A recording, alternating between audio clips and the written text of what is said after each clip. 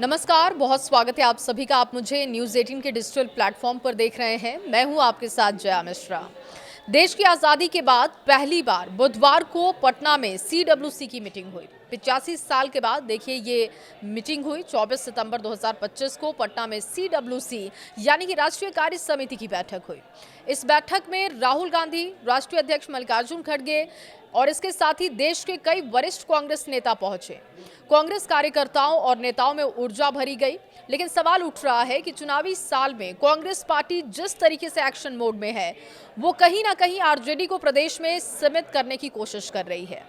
बिहार के राजनीतिक गलियारों में अब ये सवाल उठ रहा है कि इस बैठक का मकसद क्या विपक्ष पर हमला करना या गठबंधन के सहयोगी दल राष्ट्रीय जनता दल के सामने खुद को बड़ा भाई साबित करने की कोशिश है। बीजेपी और जेडीयू इस बैठक को आरजेडी पर दबाव बनाने की बात कह रही हैं। वहीं आरजेडी बिहार में बदलाव के लिए सुखद संदेश इसे बता रही है। कांग्रेस ने कहा कि यह देश की आजादी के बाद दूसरी बार देश की कंपनियों से बेचे जाने के विरोध की लड़ाई है। कांग्रेस की राष्ट्रीय कार्य समिति की बैठक पर बीजेपी ने तंज कसा। बीजेपी ने कहा कि 85 साल के बाद सदाकत आश्रम में कांग्रेस की ओर से राष्ट्रीय कार्य समिति की बैठक के नाम पर पार्टी के आला नेताओं के जुटान से कोई लाभ मिलने वाला नहीं। महागठबंधन में अन्य दलों के नेता दूरी बनाए हुए हैं। कांग्रेस के बड़े नेताओं के स्वागत के लिए भी कोई एयरपोर्ट पर नहीं पहुंचा।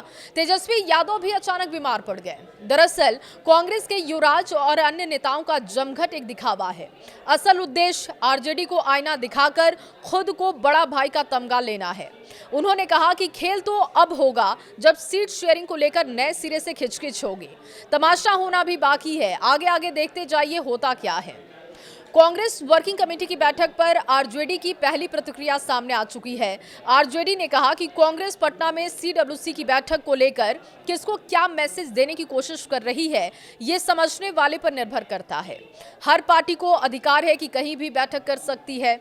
आरजेडी नेता ने कहा कि कांग्रेस बिहार में मजबूत होगी तो चुनाव में महागठबंधन को इसका फायदा होगा। बिहार में सबसे मजबूत आरजेडी है, कांग्रेस अहम सहयोगी दल है। उन्होंने साफ लहजे में कहा कि तेजस्वी महागठबंधन का मुख्यमंत्री चेहरा है। उन्हीं के नेतृत्व में महागठबंधन विधानसभा का चुनाव लड़ेगा और सरकार बनेगी। लेकिन सोचने वाली बात है कि आखिर तेजस्वी यादव के नाम पर कांग्रेस क्लियर क्यों नहीं है? अलग अलग योजनाएं क्यों चल रही हैं? जब बड़ी बैठकें होती हैं तो आरजेडी कहां गायब हो जाती है? इस तरीके के सवाल भी बहुत अहम है। हालांकि इसको लेकर कैसे मैसेज कांग्रेस की तरफ से दिया जाता है, आरजेडी का इस पर क्या कहना है, इसका इंतजार करना होगा। आपकी राय इस खबर पर क्या है? कमेंट बॉक्स में जरूर बताइएगा।